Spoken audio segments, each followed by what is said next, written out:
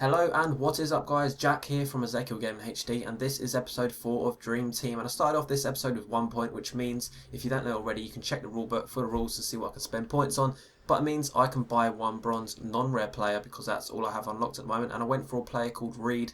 He's basically like the non-rare Emenike. In short, he's very strong, he's very tall, and he's got quite a bit of pace for a non-rare bronze, so he's going to be very good for that. And I also opened up a bronze pack there because I had enough coins to do so, and I know that I'll need some contracts and fitness cards very soon. And then after that, obviously, I'd get rid of some of the players on the bench and replace it with Reed, put Reed on for Pedroza, who did okay, but that is the weakness in my team. I probably should have got Reed a little bit earlier on in the series because my attacking force is my weak point. I mean, my defense with 5 at the back is definitely not my weak point, although they did start off with very low chemistry, but it's still pretty good in terms of, if you look at the amount of goals I conceded, it's been okay. But I had a few comments on a couple of episodes, or the last few episodes, saying could you make the episodes longer, and also can you include a few more highlights of maybe the other team when they don't score, just so that we know that they're not going to score, and which chances are actual goal chances and which are just chances. So that's what I'm going to do. I'm going to include a lot more chances in the game from me and the other player, of course. And so that's what you're seeing behind me. I've only scored 1 goal, but I think there's been about 3 clips. And Reed getting off with the first goal on his debut, which is always a very good sign to see your the first game for a player to score. I also hit the woodwork there with Barnett, my centre mid, with quite a decent shot actually for a non-rare bronze. But he does get an equaliser in the 53rd minute. Although I didn't feel that pressured, I was quite confident in this game. As you can see, most of the chances were from me at this point in time. But here's a good demonstration for Reed on how I compare him to Emenike. He just uses pace, and if anyone goes near him, you cannot tackle him from the sides. But here, unfortunately, I do a bit of a trampy goal, and I've had quite a lot of chances in this game.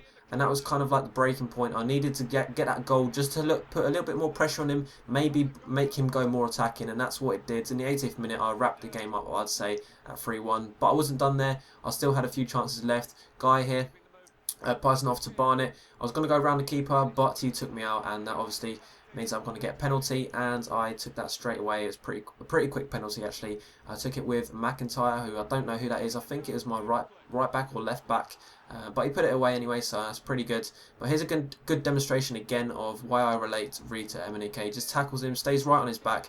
As soon as he tries to stop, he tackles him and takes a shot on target. But I did go for a power shot, and it didn't go in.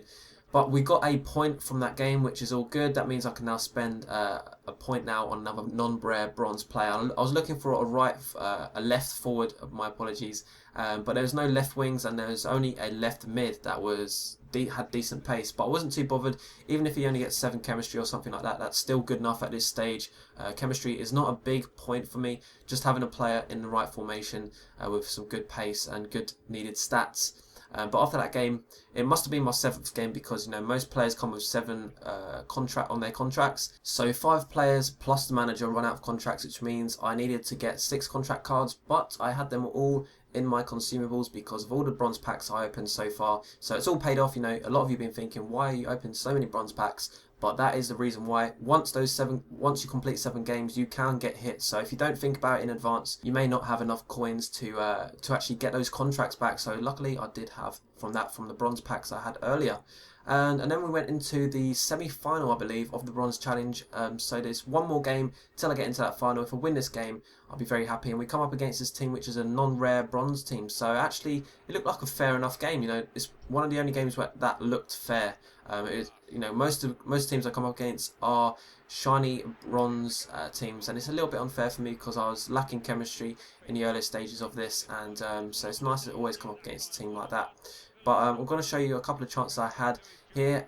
I'm surprised I didn't score that. That was a very easy chance, but to be honest, that was first of many in this game. There's lots of great chances and not many goals, to be honest, so you'll get to see them. But here's one of the chances I had. Nice passing play. Final pass was Reed to Guy for a diving header, which is actually a very nice goal. Although it was classed as a trampy or sweaty goal, it was very nice, and it was a tight angle, so it wasn't just a tap-in, an easy tap-in. But here I do get through, but it's such a bad touch there by Green. I'll take the shot off anyway, and it's actually very close to going in considering the goalkeeper made no attempt at trying to save it, but that is a bronze goalkeeper for you. Here he does get through, although I'm pretty sure I just put in a tackle, but I don't know if that was EA trolling me or not, but he didn't score, so I was pretty happy with that. It's fine. Barnett getting through, kind of just twisting and turning, getting a goal shot opportunity. Here, Reed just flicking it over his head, taking a shot again. So there's lots of different chances here. None of them out and out goal opportunities, apart from this one, which maybe was a little bit easier, but I still couldn't get the chip. And that's something I want to talk about actually, because chips are very hard to score in this game. They're a lot more rare anyway. If the keeper's out of the box, then it's very easy. But if you're very close to the goalkeeper, you can't chip him anymore. So it's something that I get into the habit of, and I'm still trying to get out of the habit of. But 82nd minute, we do a nice little weaving in and out, score with Bonnet, and that rounds up this episode. So thank you guys for watching and listening. If you can remember to leave a like on this video, that would be fantastic. And make sure you come back for the next episode, which you'll see what I spend my points on, and also how I get on in the actual final of the Bronze Challenge Cup, which is the first time I reached the final. So make sure you come back for that, and obviously subscribe to the channel to see the series in your subscription box. So thank you guys for watching, and I will catch you later. Bye. It's surprising not to see the speed dribbler trait, but that's EA for you. Moving up to the number 7 spot, we have Robinho with 5 stars.